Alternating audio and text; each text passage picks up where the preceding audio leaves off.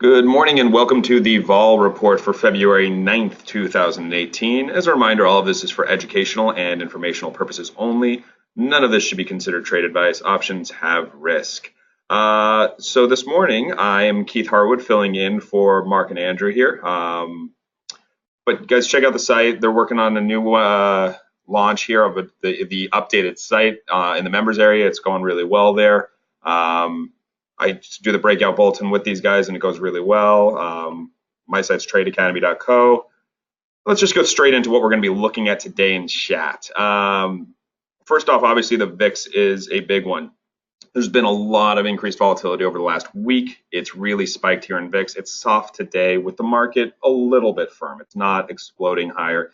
So we'll talk through a little bit of what that means, why the VIX may soften before the S&Ps, and how we can make trades around that kind of structure.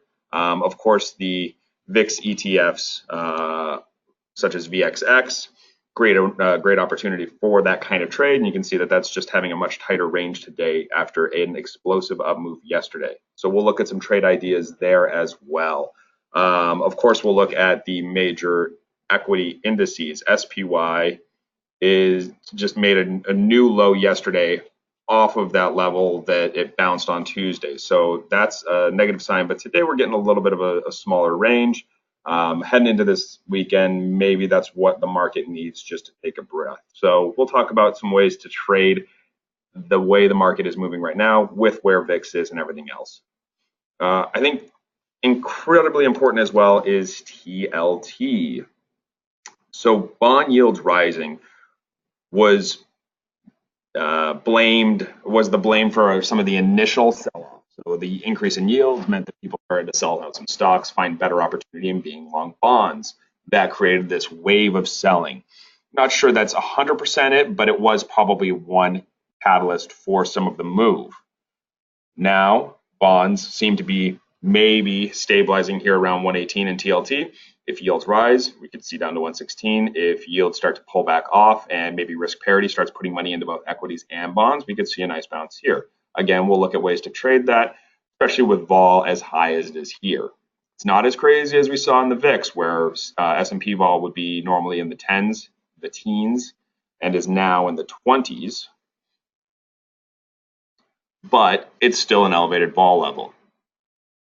I think that's a very important one for us to look at. Also, I do a lot of stuff with commodities, so I'm going to look at gold.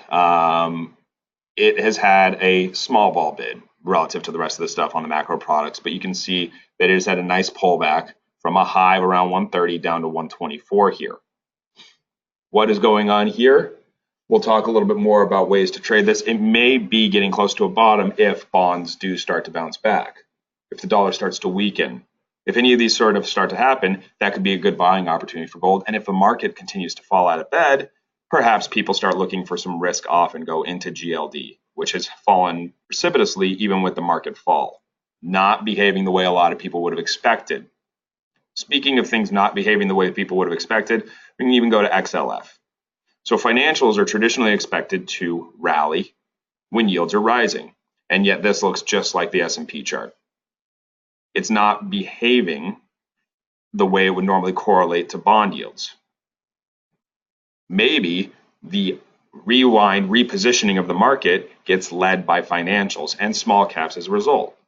I'll talk through some ideas on how to trade that as well. There's just a lot of stuff that we're going to cover here today, but I want to make sure that we're covering all of it. And then finally, we're going to talk a little bit about some of the post-earnings movers.